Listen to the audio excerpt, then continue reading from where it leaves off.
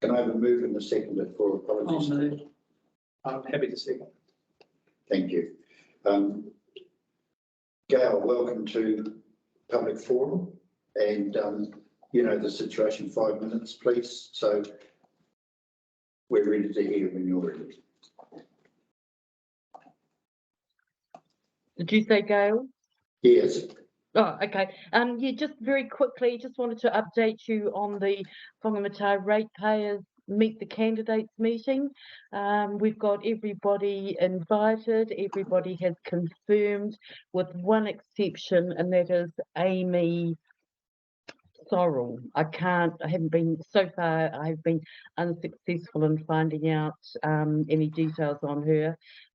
Hopefully she would have seen our advertisements and come anyway. So that's really, it was just to update you on what was happening. Okay, thank you for that. Yes, I think that most of the people I've spoken to have all confirmed too. So that should be a good meeting. Thank you, Gail. Anything else you want to mention on that? No, that's it. Thanks. All right, thank you for that. And Phil Lang, I understand. Phil,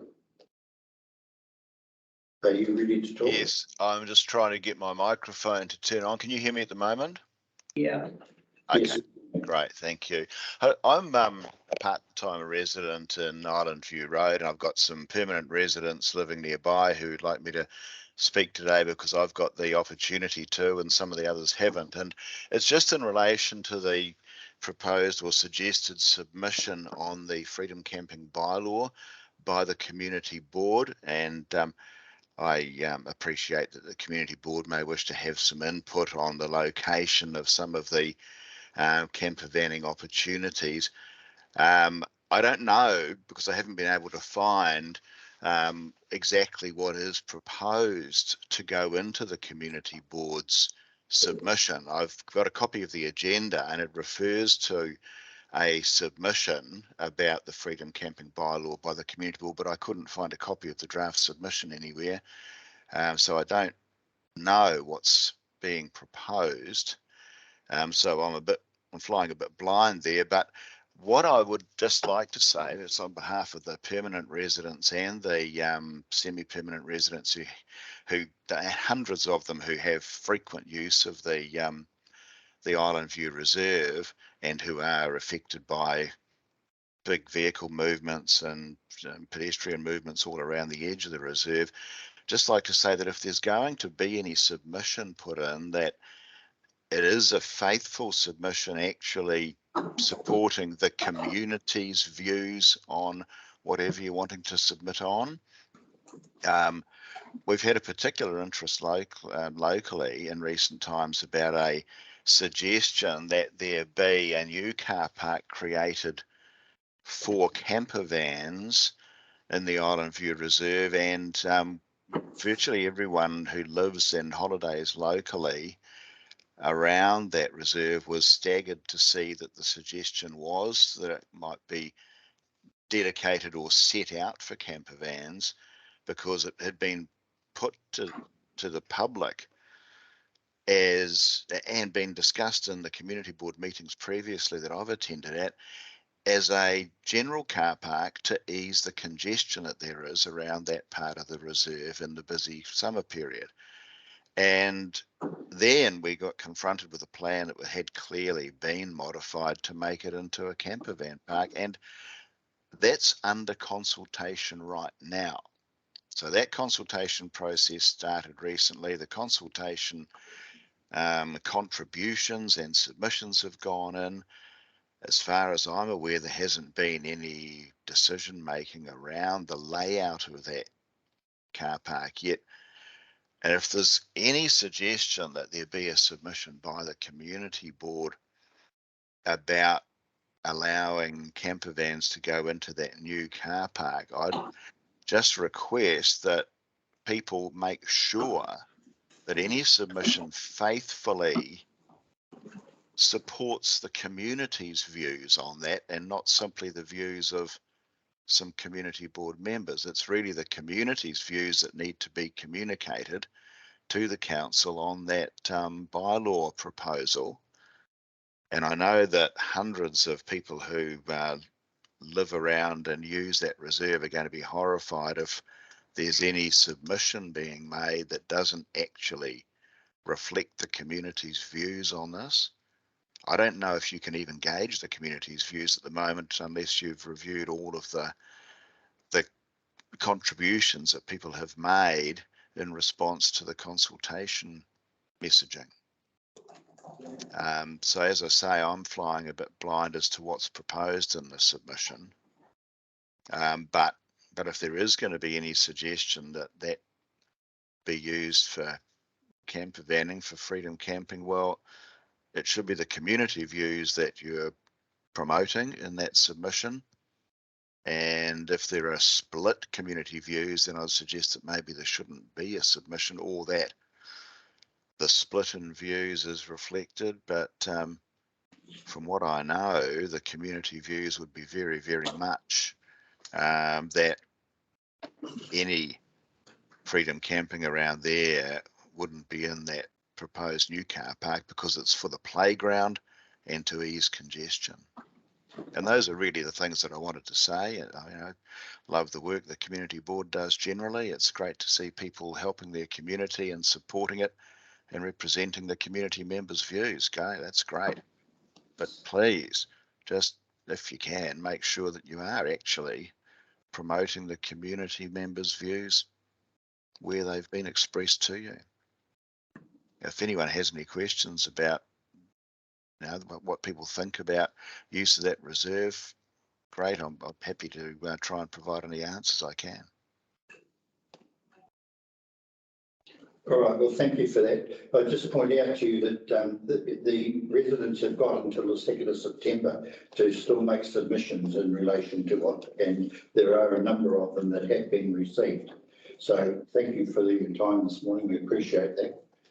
I just asked for you and seconded for public forum. Seconded. Thank you very much. Thank you. Great. Thank you for the opportunity.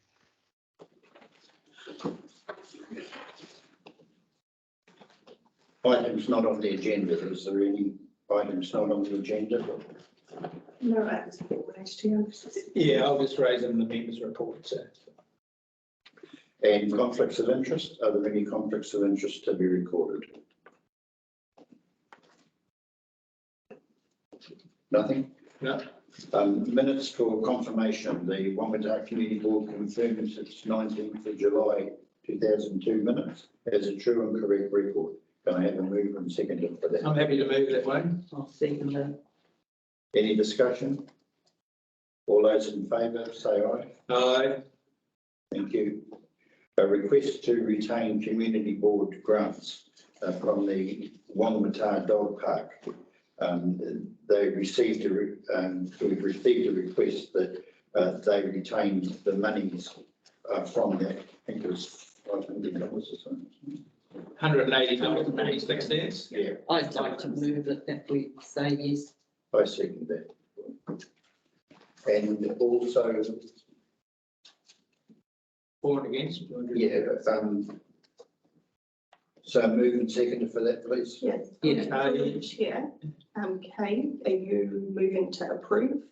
Yes. Yeah, perfect, because there was an option. Yeah, options for the client to Approve. approve. No, approved. Thank you. All those in favour say aye. Aye. And request to retain the discretionary fund grants for Whangamatā Resource Trust. Yeah, I'd like to move that way. I'll second that. That will certainly go towards that feasibility study. And will be fantastic. And again, that And was I approve. Approved. Thank you. I've got to be clear there. And all in favour say aye. Aye. Thank you.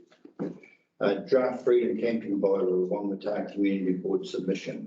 That the Whangamatā Community Board received the draft freedom camping bylaw, Whangamatā Community Board submission report date the 26th of July, and confirms that the Whangamatā Community Board submission to the draft freedom camping bylaw. I'd like to. Mr. Chair, could I just say that am I being heard or not? Yes, Gary. We actually, is that being put up now, is it? No. I did see the draft because I was on the council at the council when it happened, but it just seems to me that until we get all these submissions by the 2nd of September, I think we've really got to wait. Having heard what Mr. Lang said, could wait and see what the submissions are. I agree. Just through the chair, just to introduce the report and just to comment on the matters that were raised in public forum. So at the moment, the board doesn't have submission proposed. It's been placed on the agenda to provide the opportunity if the board would like to make a submission or not. It's correct, you do not need to make a submission, but you can make a submission. You can also choose to do so in this meeting, or you could do so offline if you wanted. In both events, the submission that you make will be recorded in the deliberations report, which will go to full council along with every other submission. And then, of course, at that point, both councillors will have the opportunity through deliberations to comment on any of the submissions that have been made. So this report is really providing the opportunity for you to do so if you wanted. If you don't, then you don't need to. Well, we're having another community board meeting in September. That's not too late if we make a submission then, because by then we will have had all the submissions. I just don't think we can go half-baked at the moment, only having, we've got nothing before us. There's nothing tabled. And I've seen emails flying around, but I would think we have to deal with what is put before us. There's nothing for us to consider. Agree, Gary, that we need to read the submissions fully, and we can put a submission, the community board submission, and then if wanted. So just through the chair, I think that the issue is that the submissions close on the 2nd of September for the community board also. So it's, if we do want to put in a submission, we would need to read what has been provided to date, but we would also need to have a close-off point before all the submissions have been received. But I also think that there is a general consensus with the submissions that we have received to date, so we would be able to put something together if we wanted to. Well, the trouble is that our meeting needs to go after the 6th. I think that potentially was the suggestion that we could do something outside of a community board meeting. Yeah, and just through the chair, just to confirm, yes, you can do a submission at any point before the 2nd of September. You could agree that outside of this meeting if you wanted to. It will be recorded for public transparency in the council deliberations report, so there will always be a record. And then if you wanted it more locally noted, I suppose you could come back to your next meeting and just retrospectively acknowledge it, but you don't need to do that. Just for any viewers at home, the submission form that's been brought up at the moment is just Esther, our administrator, just providing it if you'd like to fill it in. Taurua Pauanui did so yesterday. They chose to provide a few comments and go through the questions sort of live. But again, it's up to you if you wanted to or not. Could I make a comment also? It has been discussed twice at council that when we're going to do something like this, we were going to put signage up so people knew exactly what was happening. And there has been no signage. And I remember the mayor and others being very keen on this idea. Now, maybe we're running out of time, but people aren't really fully informed. And for example, I'll just give an example. Williamson Park, there's talking of having 3 camper vans there, but where they specifically are, it's very hard to say, because I've tried to walk it out and I can't work out where they could possibly fit. And bearing in mind that camper vans can be up to 12.6 metres long, I just can't believe there has been the measurements carried out before this bylaw. They just haven't been the time to come up with where it's supposed to put these particular sites. Lorna's got a hand up, Chair. Would like to hear Lorna. Thank you, Lorna. Good morning, through the chair. Gary, just addressing about the signage. So at those council meetings, it was discussed, and yes, we agreed that there would be signs put up at some sites. To do the whole district was going to be unachievable. So I will double check, because as I understand, Williamson Park was one of the sites where signage was going up. So I'll recheck that for you. It has also been fairly well canvassed in the local paper, the local radio. And from as of today, we've had up to 90 submissions to the bylaw so far.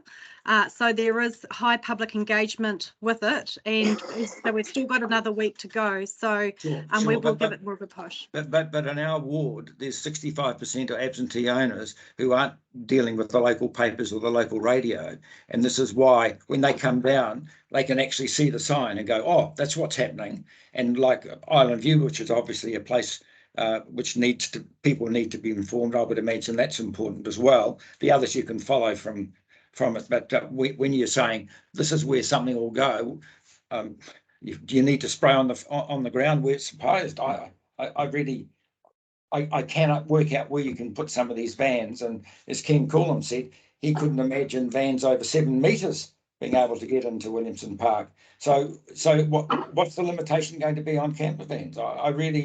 I'm struggling to follow just how it can be enforced and how it's going to happen. And for example, in Williamson Park, it's probably the busiest place in the whole of Thames Coromandel, and to allow camper vans in during peak season just seems to be not feasible.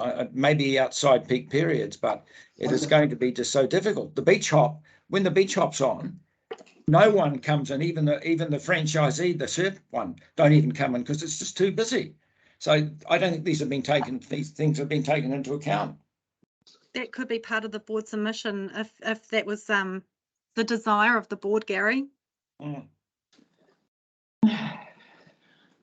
Okay, so where are we going with this? Okay, so Well, I find it amazing that we get all hooked up on this freedom camping stuff when I can take my camper van, which is 7 metres, and I can park on anybody's verge overnight, right? I can just go down to Island View and park on somebody's property, and they cannot do anything about it if I'm on the road verge. So we're getting, the trouble is we have people who come down, they buy a property, and then it's not in my backyard. And this is Whangamatā, and it's getting worse. We have people who don't even live by a reserve telling everybody around it that you don't want a freedom camping park there. Now, for at least 6 years, we have tried to get the car park redesigned. 6 years, because the residents are sick of people parking cars on their verges, blocking their driveways. We all know what Island View is like. I am absolutely frustrated with the fact that we have people who don't want them parking on their verge, and yet we can't get a car park built, whether some campers park there or cars park there. It is a wasteland. It's been full of rubbish. We finally got it cleared, but they are not listening to the fact we can park our camper vans anywhere on the road. Why wouldn't you then give them a designated place?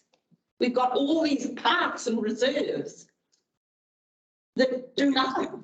Isn't the problem, which really hasn't been addressed, are the people who aren't self-contained, the ones that come down, that have got their vans, no cooking facilities and otherwise. This hasn't been addressed. I looked at Auckland City Council. They've looked at that. They've looked at homeless. We've just gone, what's the easy way out of this? The real problem is dealing with the other, and we're not addressing it. But I thought that's why we were building a fancy new toilet block. Well, it's going to be smaller than what the previous one was. Yeah, because of all the restrictions we had because of a tree. discussion. Okay, the draft freedom camping we've been asked 2 points. One, receive the draft freedom camping bylaw for Whangamata Community Board submission reported dated the 26th of July. So that's the first part of it. And the second, Excuse me, Dave. Do we have it? I can't see it. I know that you sent me a copy, but the reality is it's got to be enclosed in what we're receiving. We can't receive nothing. It's We've not. got nothing to receive. Through the chair, you're receiving the cover report and making the submit, we're going to make the submission online, but can I make a suggestion that we receive it and defer the submission until you've had time to consider consultation, and note that the submission will be available to the public in the council's hearing pack?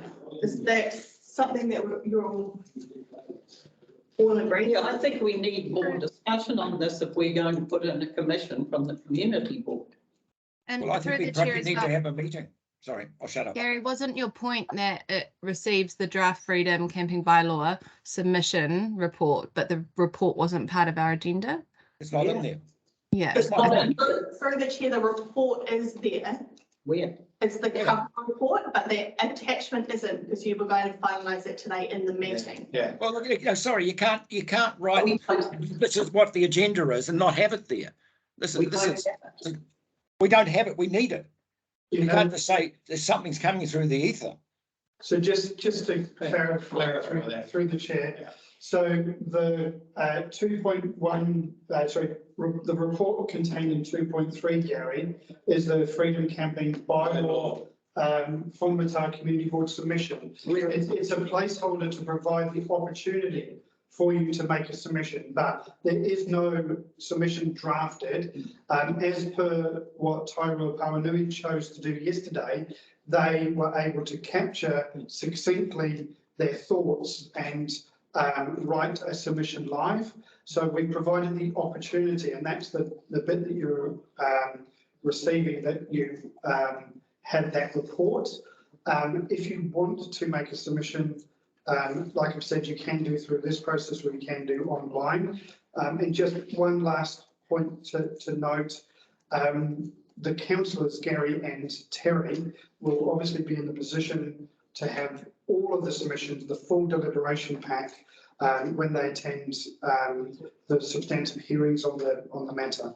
So it'll be for Gary and Terry to really work through probably a range of views. Which I agree, but that's why it's quite unfair on the community board, because I think they need to have an input, and we ain't got any paperwork. We need to wait till it's all concluded. We need to have somehow or other an extension, but we can then, like the community board's view will be taken into account by the council, but it's all being too rushed.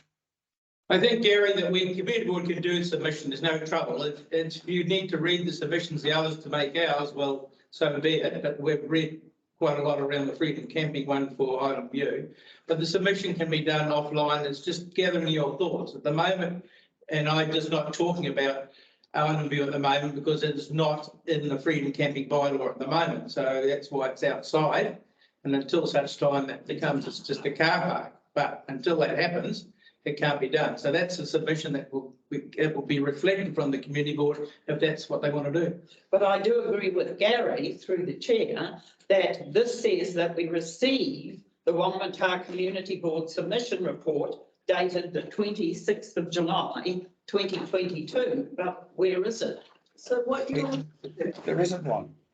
Well, the council, and what's happened is we actually had yesterday an amended version come out. So honestly, I'm so uncomfortable about this process. We have to follow process. We have to follow consultation, and I really feel so uncomfortable with what's happening. Through the chair, I've just picked up what you were talking about, Gary. There's actually an error in bullet point 1. Yeah. The report you're receiving is not dated the 26th of July. The date has changed to the 20th of July. Yeah. That may be where the misunderstanding has come from. But where is it? This is it here. What is it? 2.3 is draft freedom camping bylaw Whangamata Community Board submission. That's written at the top of the page. I know it's written at the top of the page, but that is not a submission. No, that's your opportunity to put it in. Yeah, I know, but it's saying that I just think it's an extremely confusing way to write a I resolution. think it's the and- way it's written. Yeah, and it sent me on a wild goose chase looking for a document that I didn't have. So, but we can probably move Because on. we're supposed to receive it and vote on it, right? But it's not in here. You get what I'm saying? I agree that we need to do something for the bylaw, but it's saying that we need to receive the community board submission. Well, we haven't done one. So through the chair, if you don't mind. We need a meeting. The intention was to do it today at the meeting on screen, and then that's confirming that submission. Because there was still discussion being had with the agenda closed, so Exactly. we need to. No, you can't. But so The we can't. submissions are open. Oh, look, I'm wasting my time here. This is just nonsense. I thought this would need to be a professional meeting. This is just. No, I'm turning Gary, the I microphone off think. before I say something I regret. Gary, I think you're getting hooked up on a few words that shouldn't be in there. It should Well- say that after discussion or whatever, we do a submission. We don't receive a submission because we haven't done one. Yeah. You get what I'm saying? It's We're just not the going words to- of the stuff. it's the Yes, words. but I think the intent for us to even be doing a submission within this community board Fine, meeting right. now is less than ideal. So, but we've decided that we're not going to. We're going to do a meeting before the 3rd of September, and we can decide then whether we put through a submission or not. Right? That's good. That's good. Okay. We have to have a meeting to do a submission, not today, because we got Gary and Tamsin absent. So just yesterday, we did this in the meeting. We actually sat around and wrote the submission there. So we received it and we submitted it as one. But today, we need to do some more work on it. So And I'm not in support of doing it until the very last moment of giving the opportunity to read as many submissions as possible.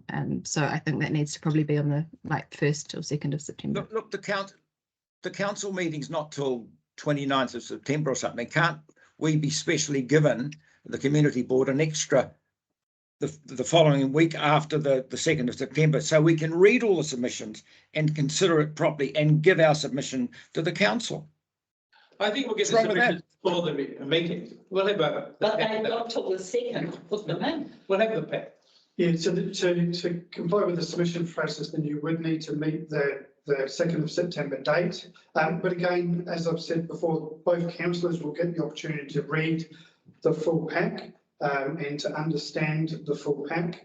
And, you've always got the option to canvass the views of your colleagues and other people in the community as you form your. And I've read all those submissions that I've been given, been sent.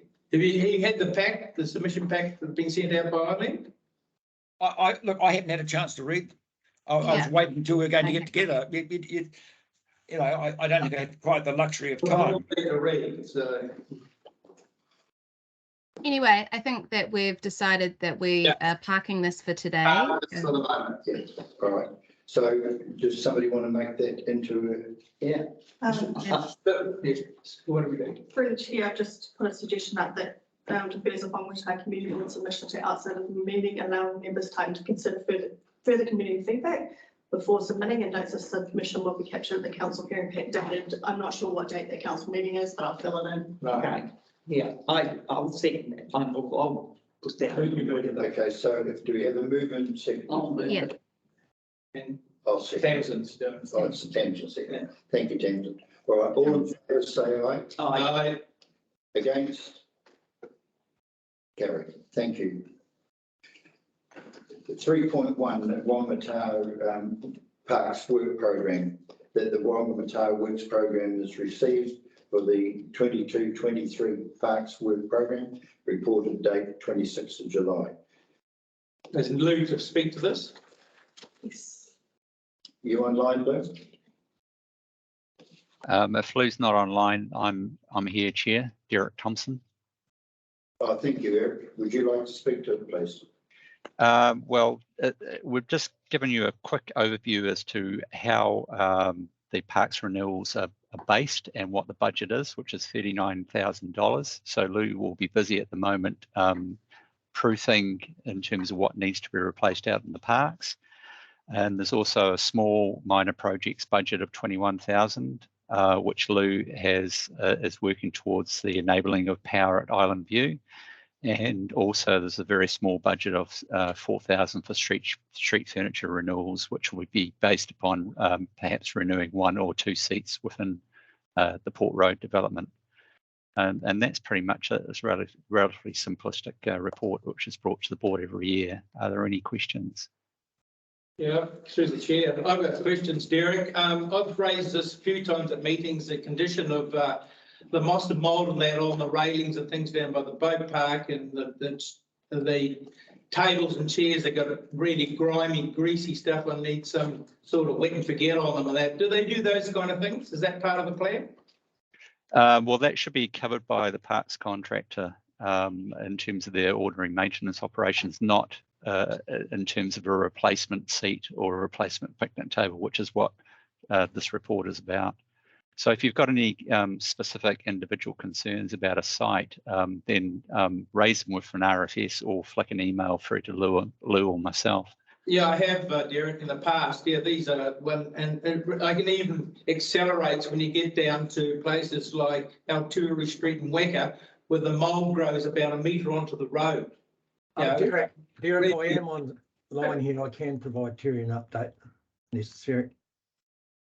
Terry, we're well through the replacement of those post and rail fences on Beach Road. There's just a small section left up by the wharf, but no, all those ones have been replaced down there. Yep. The barbecue replacement one for the Esplanade Drive on the beachfront, that has turned up. That'll be put in for Labour weekend. And there are a few picnic tables and bike racks to roll out. Island View Power is still on track for Labour weekend. A couple of pillars there to provide power. And the last thing I had was the Moanu estuary planting. It's happening this weekend. There's school kids on Friday and the public on Saturday. Yeah, I'll be attending that. That's great. Hope that helps. There's also a request come through that the Island View would like some bollards to be able to be removed so they get parking on there. Is that something that needs to be done, or is that facility already in place? There are removable bollards there, but we it depends what the request is. We do remove bollards to allow access in there for activities, but yeah, there's nothing I was aware of to remove bollards for further parking. Okay, so it's just a request that came through around the busy time of the year, so I'm sure that will happen at that time. The last one was, Lou, was around it's maybe a roading thing or not, but the moss and mould that grows out into the road down Weka, Alturu, Linton, those areas of town where it's a low area of town, it's quite pronounced. Is that something that's parks, or is that more of a roading issue? Oh, it sounds more like a roading issue. So I can get the details later and pass it on, or. Oh, right. No, I'll contact roading about that. Yeah. It's not yours. Yeah, thank you. Okay, thanks everyone. Any questions? All right, thank you. Can I have a seconder for the work program, please? Parks work program. I'm happy to move. Yeah, I'll second it. All in favour, say aye. Aye. Carry. Thank you, board. Thank you. Whangamata Community Board final work program for 21-22. That the Whangamata Community Board receives the final program report date the 28th of July. I'll second it.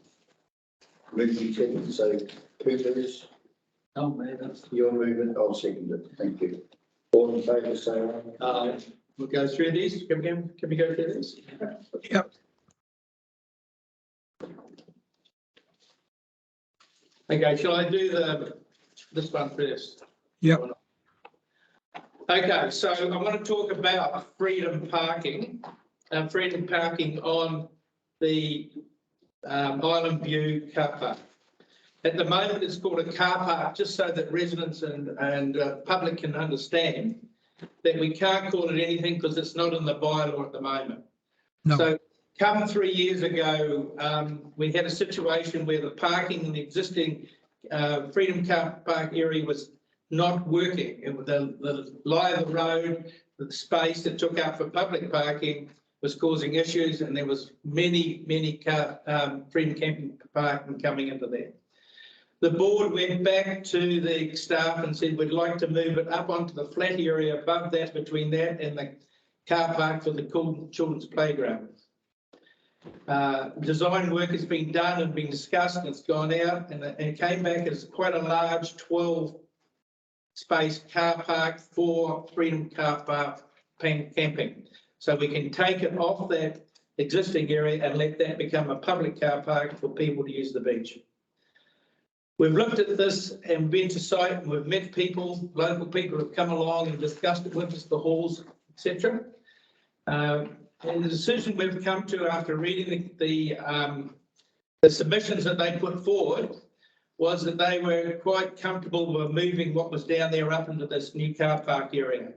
We've looked at it and made some suggestions that the existing design is a bit long, and having an access in one end and out into the road area where the public is going to park is going to be causing too much congestion, and it won't be worked very well.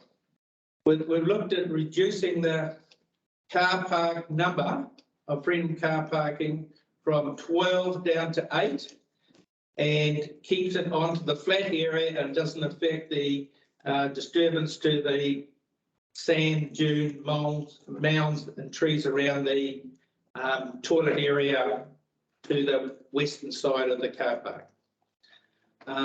This is a suggestion after discussion.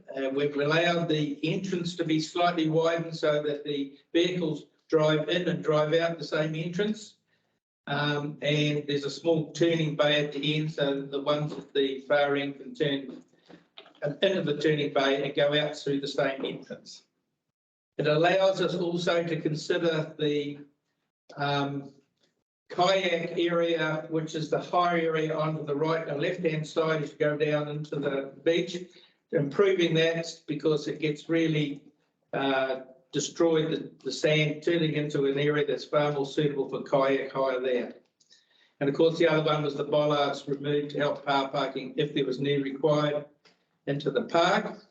This doesn't affect anything on the park in terms of the use of the park. It's part of an area that was just unused, and we'd like to have this as a consideration for the board to consider, and if thought was the right way going forward, to submit that into the Freedom Camping Bylaw as an option.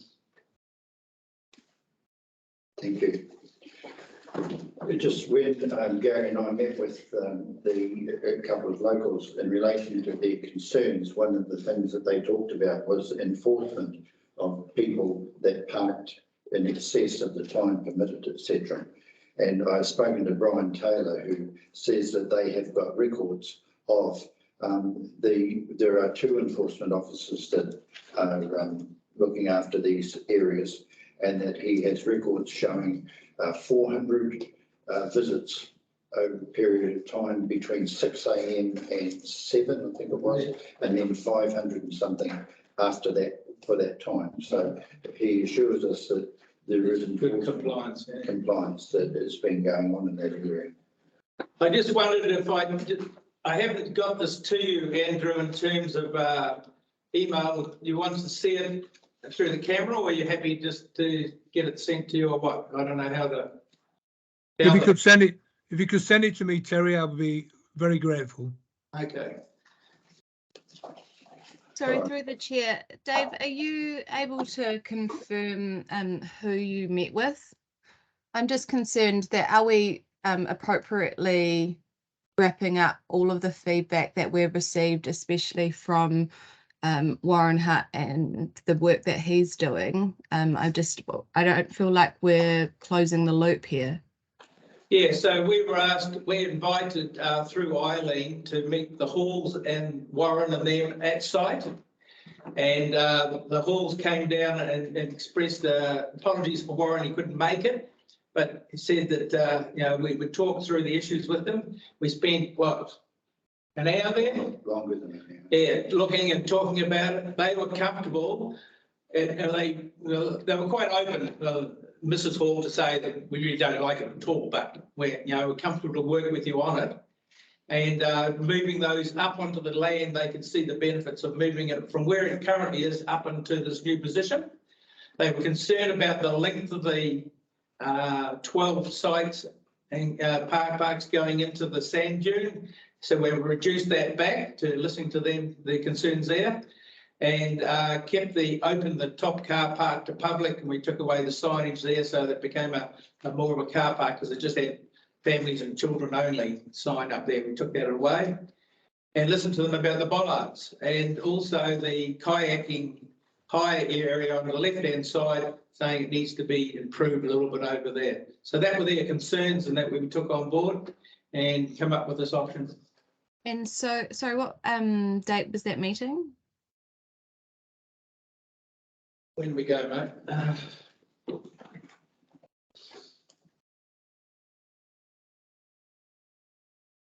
And then is the intention to circulate this plan that's incorporated that feedback, circulate it back to them to ensure that we're capturing what they communicated? It needs, if this the community board likes, it's got to be the community board's decision.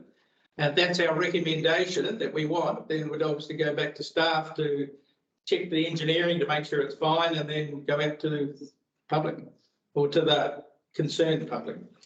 Just through. Although it seems as though Dave and Terry have captured quite a lot of information in this plan, it's probably more appropriate for that to go back to Andrew as the operations lead. Andrew will also be privy to the other information that has been received from all of the other parties. And there'll be a piece of work for staff to do to sort of gather that around and see what can be incorporated or not. But it sounds as though those discussions have gone a way to addressing some of those issues. Sorry, through the chair, I disagree with that approach, because if this is currently progressing to what best looks like, then we should ensure that we have captured their feedback appropriately. There's no point at going back to TCDC if we haven't captured that, and then we go to lengths to update drawings, engineering and the like. We're spending more money, and then potentially we've missed some really important concerns. So I'm just wondering why we wouldn't just do that final loop back to them and then send it on to Andrew. Yeah, so sorry, Tamsin, just to confirm, I completely agree with that. What I was saying is there may be other bits of information, other bits of people's submission points that also need to be included before we do that loop back. I was just providing that opportunity for everyone's voice to be heard. And how are we going to capture those voices? Through the chair, from the information that has been sent through from each of the parties that have made. We've had about so many submissions come through that we've been in writing. We've had from the people concerned in the park. I went on Wednesday the 11th with Eileen on my own, and then we went also with Dave on the, what was it, the 6th of August. 6th of August, yeah. And there's been correspondence from John and his wife since then, acknowledging and going over the different points that were met there. So it is all contained. Through the chair, I'm afraid I'm getting a bit like Tamsin. Okay, you guys are having your meetings with these people. So how come we didn't get involved in what you actually found out from that meeting? Who decided who went to that meeting? Eileen invited you. No, well, I did not get an invite to any meeting at any Island View. And I think, so even if we didn't, so if we did receive the invite, which I'm not sure we did, we should be. Can I just say something? It's Eileen. Can I just say something? One at a time. You cannot make a decision on the design until you have considered all of the feedback formally. Now, a report will be coming to the board to the 27th of September meeting for the board to consider all the feedback received, having it been analysed, and then you can make your decision on any design changes on that feedback. So through the chair, why are we sending anything through to Andrew now? There shouldn't be anything going through to Andrew now because the board need to discuss all the feedback received formally at their next meeting. Exactly. So it's a moot point, really. Like, there's nothing to do right now. No changes will be made to the design until we get clear direction from the community board. Full stop. And we can't make a decision until the 27th of September meeting, right? Yeah, correct. Yeah, this is what we're saying though. We're sitting, well, I'm sitting here blind, other than having looked at this drawing, which in the first place was a shambles with the entry and exit. They had camper vans going through a car park. I mean, how stupid is that? Yeah, I think this is put up as a proposal. It's not saying this. So therefore, we need to do more discussion on it before, and then at the 27th meeting, we make a decision and have Andrew have a look at it. Yeah. Surely that's how it should be done. Well, it should be, but in respect of the freedom camping bylaw, if you want to get this car park into the bylaw, it has to meet some timeframes.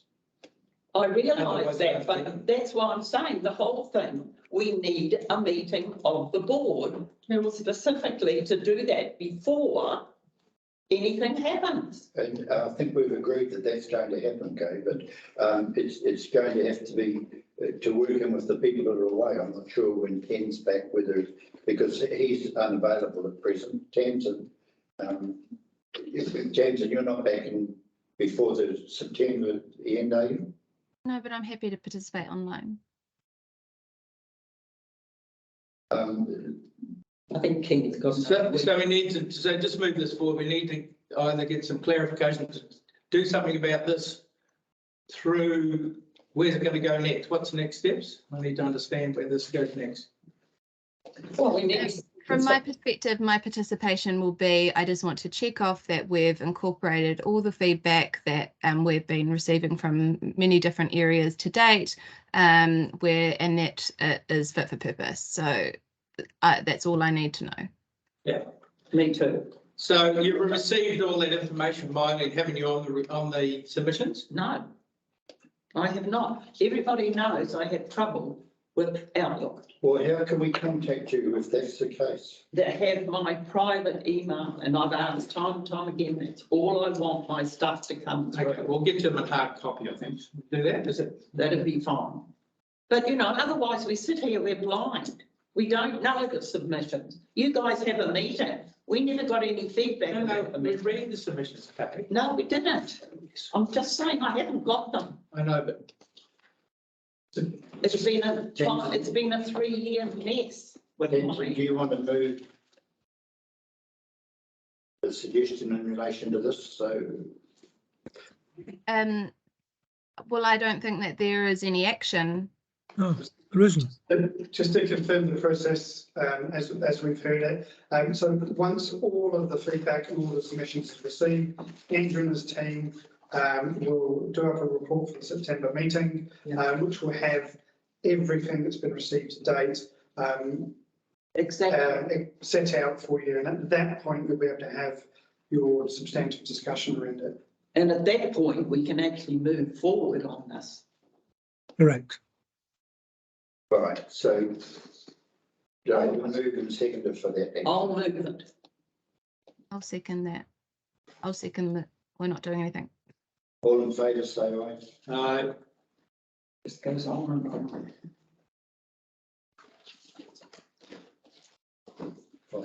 Can we just ask that Kay's not getting this information? Why can't we get the information sorted out? I have tried as soon as we went to Outlook, I have had the IT people at my place.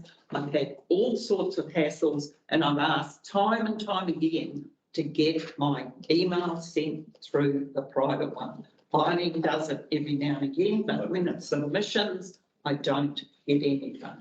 And it's frustrating.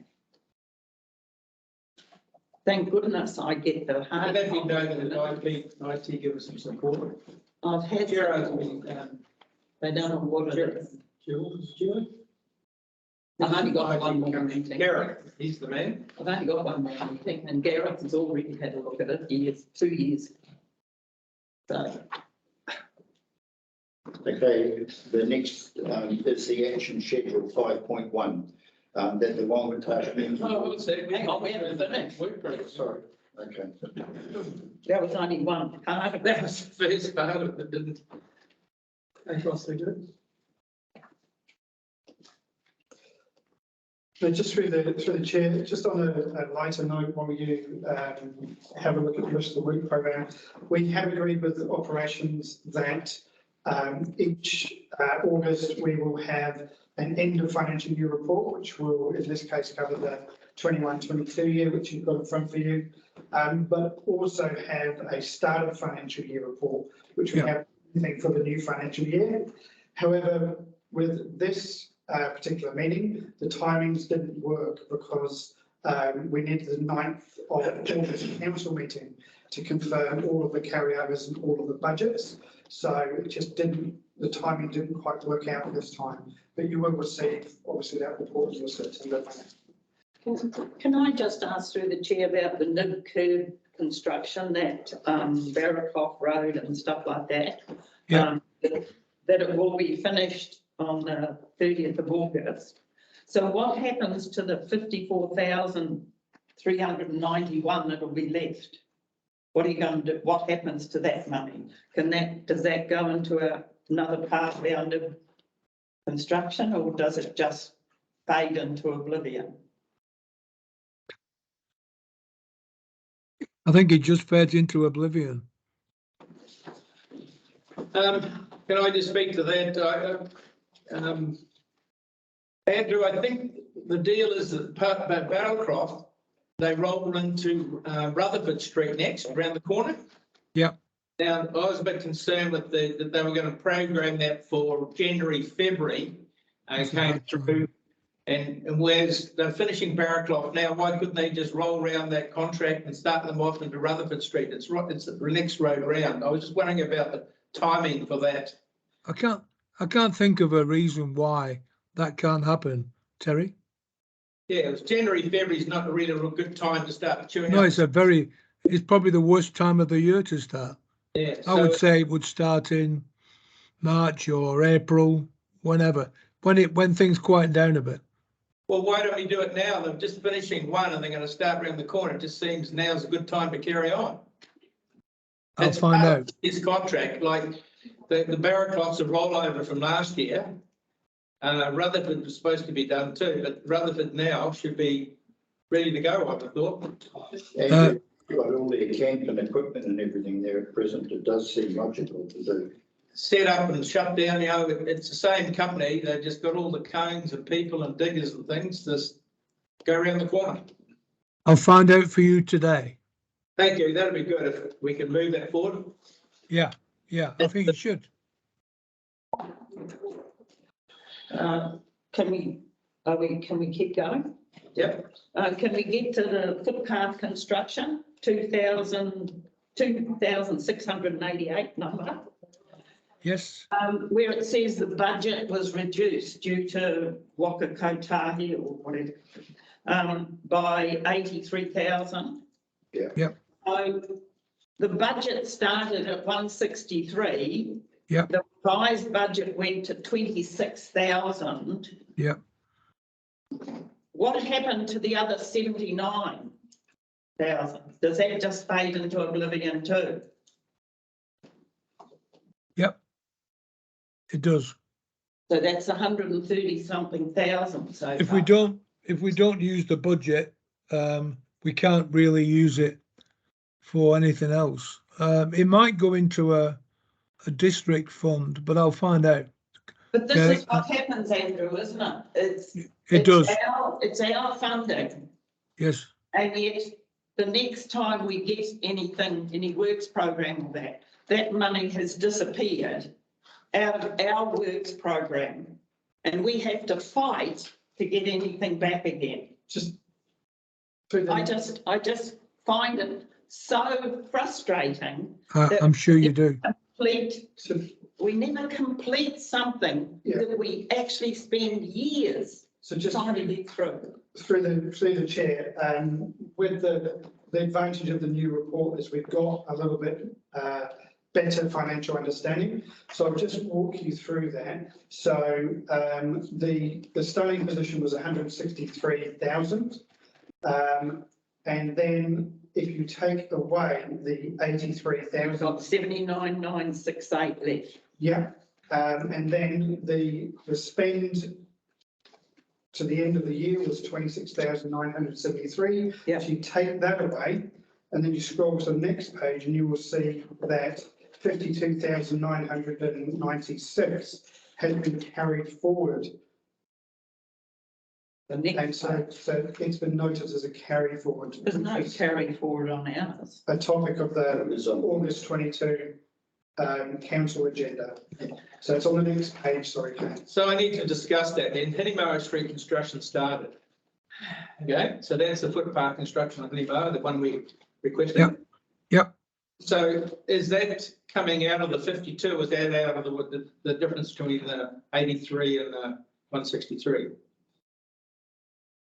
Hinnimara Street construction it was ready to lay the boxing's down, compaction's done, it's ready to put concrete on it.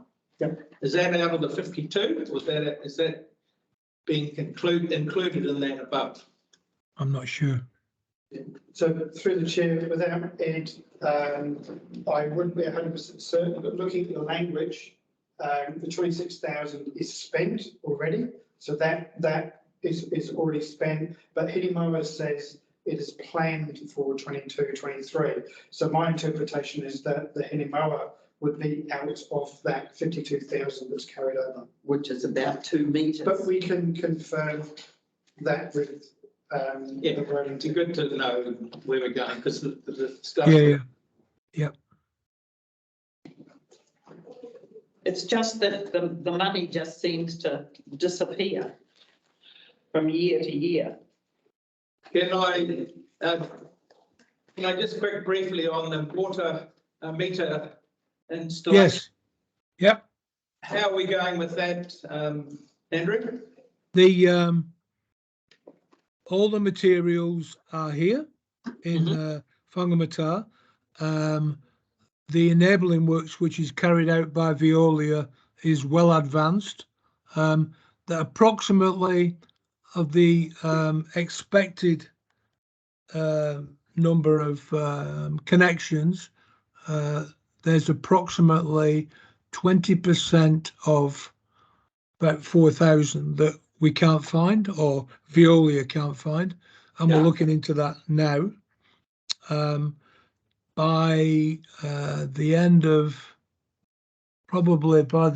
the calendar year, we're hoping that all those connections will be found, and in February next year, the final connections will start to be made.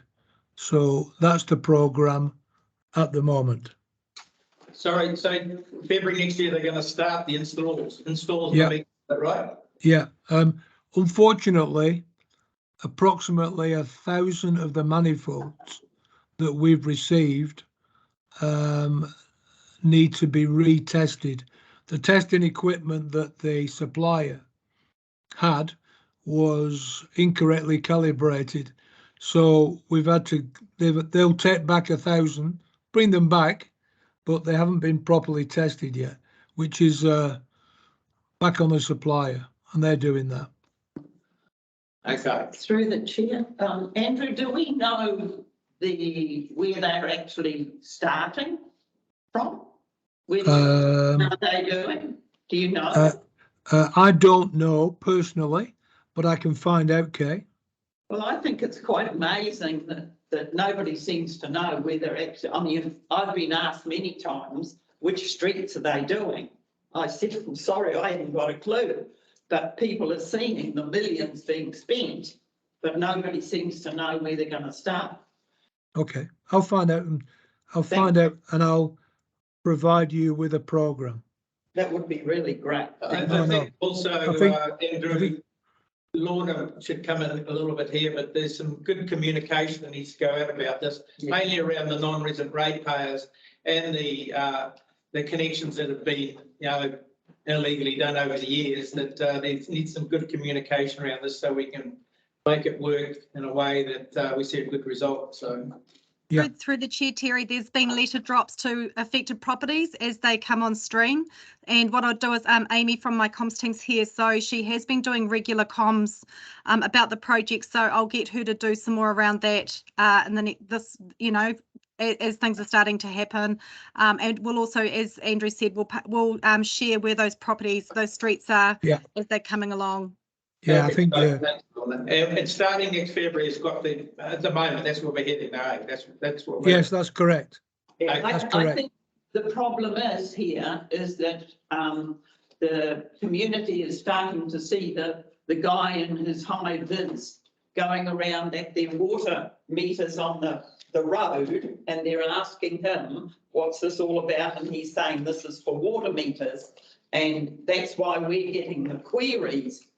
What is it about the water meters? Where are they going? And I think we know nothing. And this is normal. We need to know because the community are starting to ask questions. This guy's going onto their properties. Yeah. And they want to know why.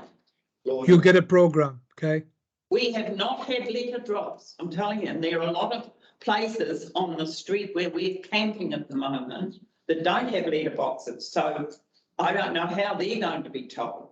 So through the chair, Kay, they go to the addresses where the owners ask for their correspondence to be sent. So sometimes it could be that gets through by an email, or it could be to their property that they own outside of the district. So there's different ways. It depends on who the property owner is and how they want to receive correspondence from us. So we'll just wait and see if we get them. Lorna, one of the questions that's been asked quite a bit is in relation to people that have bore water on their properties and how that's going to be dealt with in relation to metering and whether they will be required to have meters, etc. And that's something that could definitely need some clarification and make people aware. Thanks for that feedback, Dave. Thank you. Just one item. Yeah. Drinking water standards. Construction work has started on the Whangamata site. I think it started 2 weeks ago. So that is progressing. And the land property issues at Moana Point, approximately, it's with Lynn's at the moment, so it's approximately 2 to 3 weeks away. And as soon as the construction work at Whangamata has been completed, which should be by December this year, then they'll move back to Moana Point and finish that off.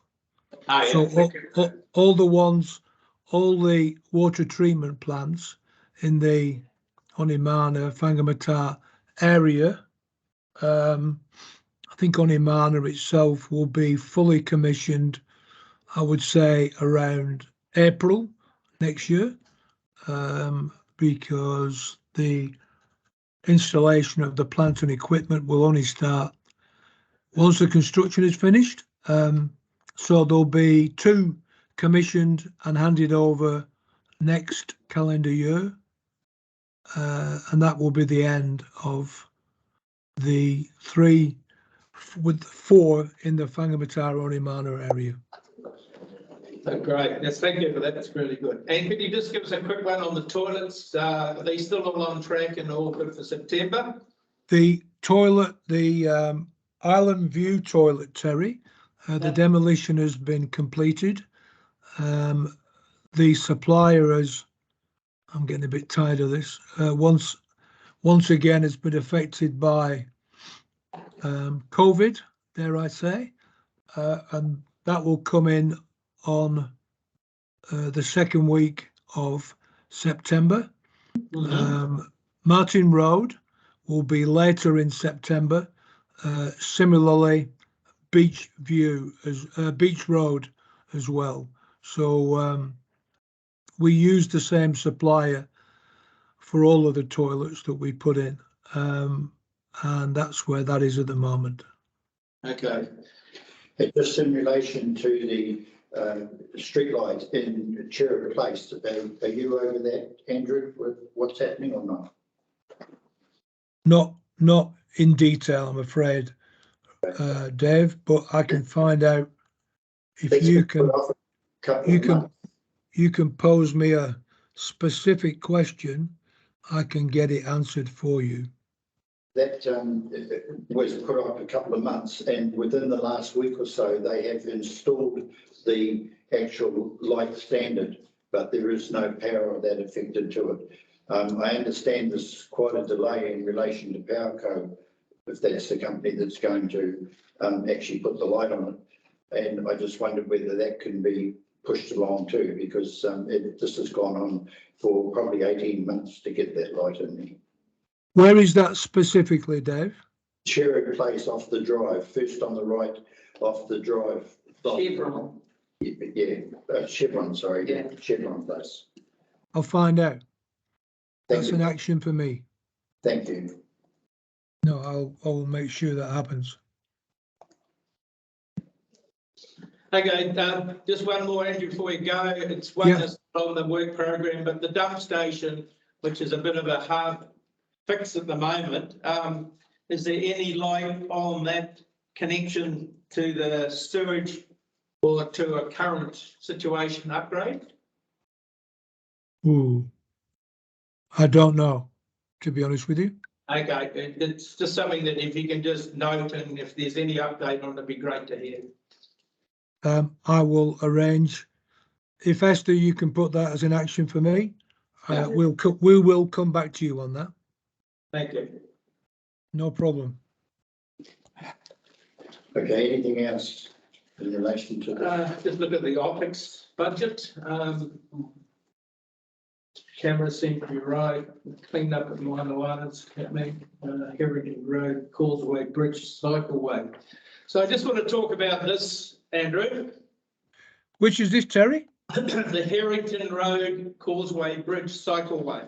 Yeah. That's this year. That's this year, isn't it? Sorry? That is here we are, Hetherington Road. Yeah, sorry. Causeway Bridge, Cycleway. It's out to the Mountain Park that Ed's working on. He's done a lot of work on it, right?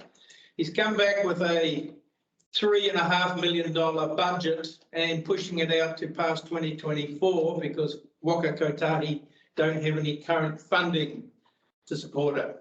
So it leaves us with the $200,000 and the rollover of what's left over in the previous AP annual plan money. Yep. What to do with it, and how do we make the best use of that money? Some of the members have brought up about putting the bridge extension on, or maybe doing part of it, or using the money to do a minibus and trailer for the bikes out there. So can we need some more work on this, but can we have some options from Ed really about where we go with this? What can we do? Could we use that money to build that link-on bridge with that 200 grand, or was it going to be more than that? I don't know. So we just need some more input really around this. It's one of our key long-term plan programs, and it's getting pushed out beyond the long-term plan. So we're just really concerned about where it should go in the money. But you notice they've revised the budget. Andrew, one of the concerns of the latest now is that Hetherington Road. It's 50 last year and 200. Sorry. Hetherington Road is very dangerous for cyclists to go across that bridge. And people are taking alternative routes around through Moanui track than doing that. So it is a concern, particularly with cyclists and the amount of cyclists we're getting. I need to discuss it with Ed Varley on what those options could be. Yeah, Andrew, good if he came back to a workshop committee meeting with that one, it would be great. There's a little working group on that we can report back to the board, but it's put the sort of spanner in the works at the moment with that delay and the cost. Yeah, I don't know about this in detail at all, Terry, so I apologise for that, but I think we need Ed to front up with what those options are. Yeah, thank you. Thank you. No problem. Okay. Anything else on the plan? Good. All right, can I have a move and second, please? Oh, we've got paper. Yourself moved and seconded that initially. Sorry, I Don't did. forget yourself. thank you. Already did it. Thank you. All in favour, say aye. Aye. Thank you. And now onto the action schedule. Not much, is it?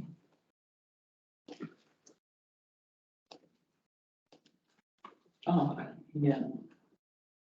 I just wondered if Dean, would you have, I asked about that slab that they put at Island View. It just doesn't seem to me when I saw the water that came through that area with the last big rain we had, it still seems quite low, that slab, and staff were going to get back. Through the chair, there is an email linked in response from Andrew. Andrew, I've forgotten his last name, Hartley, I believe. Yes. Or that you may not have got it if you've had some issues with the email. I'll print a copy for you. Thanks. Thank you.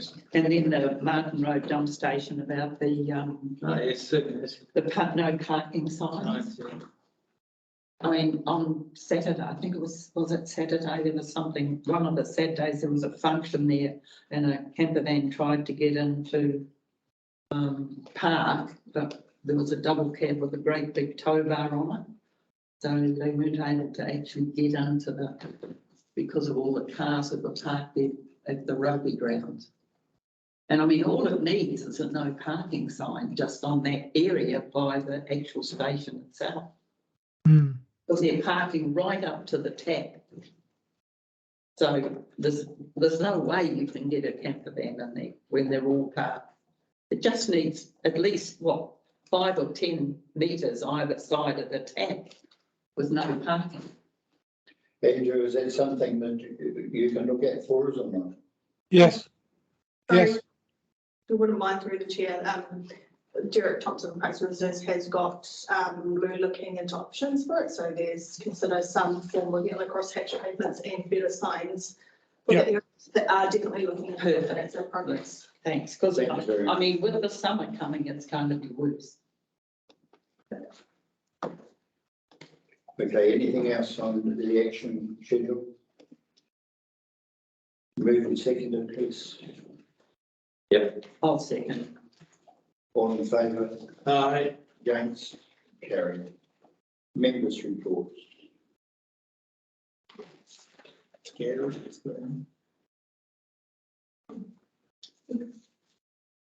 think we're still having issues with penalty with the background trying to. No, I'm on. The only thing I was just going to ask, has we had any update on that proposed youth function for New Year's Eve youth event? Has anything more happened there? About the youth event. Yes. I can talk to that, Gary. There are resource consent applications being submitted, which is being processed at the moment. Oh, good. Well, that's comforting. Good. Thank you. Anything else on there? Tamsin, have you got anything you want to members' report? No, nothing from me. Thank you. Terry? Just a couple of little things. Just interested around the beach access repairs around Island View and that. Are they going to do beach access for vehicles on the beach? It's one of the areas where they can take vehicles on the beach for putting out contiggies and small boats, etc. So just want to know whether that's going to be considered. The Seagull Centre, any updates that I'm aware of in terms of the setting up some land for a transfer station recovery site up there, and an MOU that they were talking about. Just need an update on that. The retained earnings reconciliation was supposed to happen in council. I haven't heard anything of that yet. Retained earnings, we wanted to know how much retained earnings each board was going to have, and they were going to finish that, waiting for the finance to just do that. Have you heard, is that been done? Just for the chair to know, I haven't seen the outcome of the retained earnings work yet. We can follow up with that. And the other one, I'm just looking up the they just had a recent meeting regarding the rezoning plan for Whangamatā. They had a little staff team meeting with Leslie Vices leading that. Have you had any feedback on that, Dean? Yeah, just through the chair, I've attended what I describe as an initial forming meeting that was established by Leslie to identify which key staff would participate. So it included operations staff and technical staff, and obviously people with area management and policy sort of lenses. So I'm not sure if Leslie's come back to you with the outcomes of that meeting yet, Terry, but it was well attended. Probably 10, 15 staff might have been online, just trying to work out who can contribute to that process. Thank you. Through the chair, Dean, do they have community members involved in that, or was it just purely staff? Yeah, going through the chair, that was discussed. At this stage, what they're looking at is what would be the right time to bring in the community, and what would be the right time to have conversations with landowners that might potentially be impacted. Obviously, it would be for staff to do the work themselves first, come up with a bit of a project plan, and that will include when those engagements might be. So they haven't got to that point yet.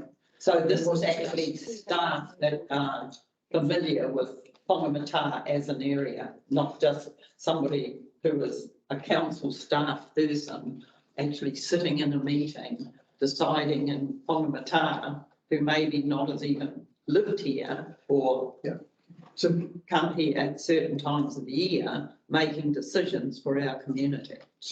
Because it's quite important, I think, that the community, especially the business people, the landowners, the people get a chance to talk about how they want their community to look like. Yeah, so yes and no. So the area manager will be attached to that piece of work, as will when it's decided, probably another local staff member. But the people that will be leading will be people like the infrastructure manager, the policy staff, and they have a role across the district. But there might also be resources required, and there was a clear preference indicated where we can to use local people. And obviously, like I said, when we get to the engagement part, then it will be engaging locally. But it seems to me that we do this quite often, don't we? We put a lot of work into something, or the staff do, right? The staff put all this work in. It's a bit similar to Island View. Then the public hear about it, they get involved, everything stops. We spend 38 grand appeasing a few people who, some of them don't even live by a park. And yet we're going to do it again on the whole of Whangamatā as a region for the planning. So to me, it would make sense to get business people, even if it was head of the business. Yeah, I think the K chief, they will bring them in at the moment. They need to just get the structure right around the do it. But it's staff doing that structure, right? Yeah, but no, around the actual planning, the infrastructure, where the land is, the plat maps, looking at the planning people, and then bring those people in to discuss, because some of it becomes quite sensitive in terms of land. You know, if you're going to say we're going to buy a piece of land, people will just say yes, no. So we need to get to that part before we. I realise that, but I also know that we've got really you know, like. Yeah, good people. Our good people on the ground here, especially the, They won't be forgotten. you know, I'll make a suggestion. What we can do is we can let Leslie and her team form up a bit of a project plan, and then we'll share that with the board. Yeah. You guys will see what's proposed, and if they haven't got it quite right, you can provide feedback at that point. But I think it's you know, let's let the staff do what they need to do first. I totally agree with that initial thing. But what happens here all the time is somebody gets wind of something and all hell breaks loose because they don't understand the basics of what's been happening and what you're trying to do. So it comes right back, as we've banged on, to communication. Yeah. Because it's ratepayers' money, it's the ratepayers' community, and they're the ones that are paying for every mortal thing. And all of the stuff that we get wrong, they pay for. And we're constantly changing things. And we're supposed to be their representatives. And we're supposed to be the ones who say, yes, let's go ahead. We're not. We don't have a damn say about anything sometimes. It's done, we find out about it, and then we get the phone calls. And I've been banging on about this. It's communication. Yeah. So what I do is, And when I say I don't get emails, would somebody please send them through my private one, which I've put out there for 3 years. so Well, I'll, since 6 years, it was great. Yeah. The first 3 years, fine. The last 3 years, hopeless. yeah, so I'll note that feedback and I'll give that to the policy folk. We'll try and get some regular updates, so you know what's going on, and you kept in the loop. Because you're going to have a new board, and I think it's really important that you step up with this communication, Absolutely. because it is the most frustrating part of this job. Lorna, you had your hand up. Can you hear us? Yes, I can. I was just, Kate, just going to say with the spatial planning exercise, and it's something that is with the RMA reforms, and it's happening around the country where it's going to be, you know, community at the ground, and then the RMA reforms over the top, and it's a work in process. With the team spatial planning, yes, we needed to have the technical staff who have the expertise around knowing how about zoning and where infrastructure goes, but it was very much a community project, and that we went to all the schools, the halls, we involved all of the boards, the local board, so we got an amazing amount of feedback which helped inform the draft team spatial plan, which is just being finalised now, and the lessons learned from how we did that is going to be used for the Whangamatā one, and that it will be something that it will have a lot of community and business input. Well, that would be fantastic, because I mean, it's just something that's been needed, isn't it? Anything else in relation to, the only ones that I've attended is, as we said before, with Island View, with Terry, and also the Whangamata ratepayers meeting last Saturday that I attended. Whangamata has given their concerns in relation to the location of where they're looking at putting freedom camping this time, because apparently it's shifting from where it is now and going back into a car park at the back of a car park where public use that car park for access to the beach and also to the toilets. There's also, they pointed out, a concern in relation to a parking right outside the toilets, which is out from the toilet area, which is blocking the car park, and they considered that it would be better for it to be turned on its side to make it easier and limit the area for the car park. So that's something I'll take up with them. So what was the reason for them moving it? Just because of that blocking the... Because of the concerns of the traffic going around that corner and moving it from there. And apparently now they're going to put it inside the car park on this plan that's shown now, inside the car park at the end of the car park. Surely that'll block up the turn. Well, that's their concern. Anyway, they're making a submission on it, and they'll go through from there. But I just think one more to finish my mind. The pedestrian crossing at corner of Martin Road and Aiken Road, This crossing is a pedestrian crossing that's on the edge of an intersection, and it runs across into a commercial park that people back out of all the time. And they back out over the sign all the time. And I would like to I've asked Ed to have a look at it from Roading, and he's come back and suggested some ideas, but I think that it needs some more work, some site work, that they'd have a look at maybe moving it down towards Casement a bit forward, so it's a bit like the one that down outside the gardens, which is in the middle of the street, and no one backs in and out around it. It's got great access, so I think it's fantastic. And it needs to have some work there because every week it gets wrecked. Yeah, I accept what you say there, the signs are not down from there. The problem is, of course, if you do bring it further towards Casement Road, will people use it? Yeah, well, it's about halfway to Sidmate either way. So, yeah, it's just too dangerous where I think where it is. It is really, we were following a car the other night coming home, and he nearly actually ran into it because it's so badly lit at night. It obviously didn't, I mean, we know it's there, so we veer around it, but he obviously was a new person in town, and he seriously clipped the edge of it with his car because it's so dark. I'd like Roddy to come over and have a bit of a. They need to drive it at night. If we make that request. Yeah, just through the chair, I understand that a request for service is already underway, and Ed and his team are already looking at options around that. Just with these types of things, it's always important to encourage the community to keep raising requests for services, because you know, you need to pick up on these types of trends and give the staff the information to inform the changes that they need to. But there's already a bit of correspondence I can see on this, so obviously Ed's onto it.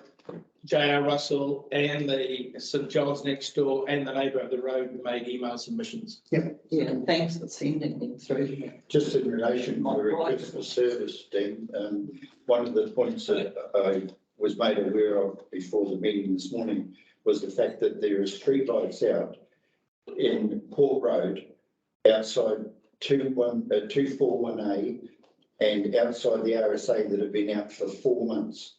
These persons had made over 3 requests for service themselves, and it still has not been repaired.